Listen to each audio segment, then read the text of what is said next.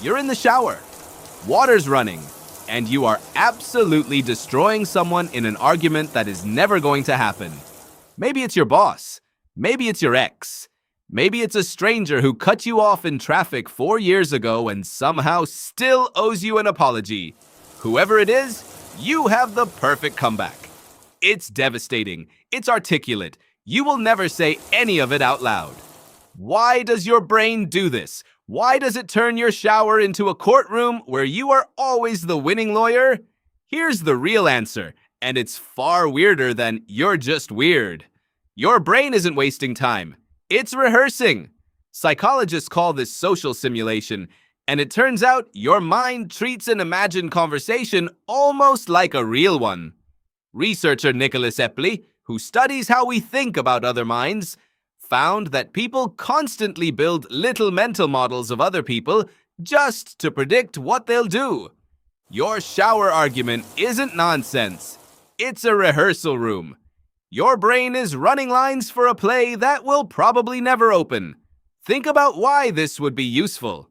For most of human history, getting a social interaction wrong wasn't just embarrassing, it could get you kicked out of the group, and getting kicked out of the group could get you killed.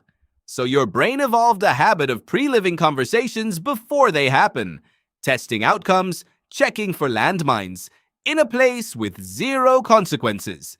The shower, apparently, is where natural selection installed its rehearsal stage.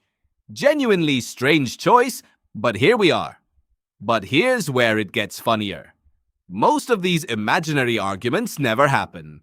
And even when they do happen, they almost never go the way you rehearsed. Psychologist Daniel Gilbert studies something called affective forecasting, which is basically the study of humans being terrible at predicting how situations will actually feel. His research found that people consistently overestimate how intense their emotional reactions will be and underestimate how quickly they'll recover. You're in the shower building an emotional coliseum for a fight that, in real life, would probably just end with you saying, "No worries," and internally screaming for 6 hours afterward. So why keep rehearsing something that never plays out the way you imagine? Because your brain isn't actually rehearsing the conversation, it's rehearsing you. Specifically, it's trying to protect the version of you that other people see.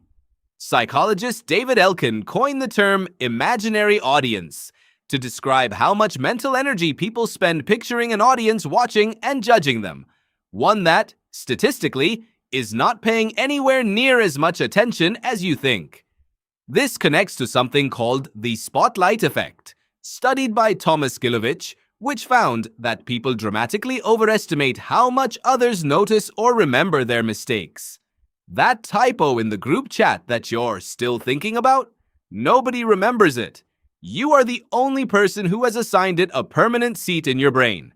Your shower arguments are basically your brain's version of a dress rehearsal for a show where the audience already went home. There's also a simpler explanation hiding underneath all of this. The shower is quiet. It's private. There's no phone, no one talking to you, nothing demanding your attention except water and your own thoughts.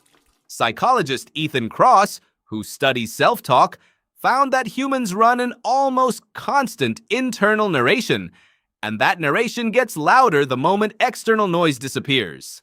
Silence doesn't empty your mind. It hands your mind a microphone. So the shower isn't making you weird.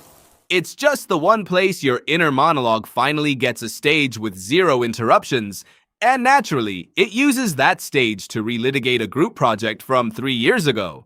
Here's the twist that actually makes this whole thing kind of wonderful. This habit isn't a flaw. It's practice. Every imagined conversation, every rehearsed comeback, every dramatic hypothetical apology speech is your brain quietly training your social instincts for real situations. The same way an actor runs lines before a scene, even if the actual scene never gets filmed. You are not incapable of moving on. You are, biologically, in rehearsal. So next time you catch yourself mid-shower, mid-monologue, absolutely obliterating someone who will never know you were even mad at them, don't feel embarrassed. Feel impressed. Your brain built you an entire imaginary courtroom, cast you as the star, and gave you a killer closing argument, all before the shampoo even rinsed out. You never chose to become your own rehearsal partner. But somewhere between the hot water and the humidity, your brain decided you deserved one anyway.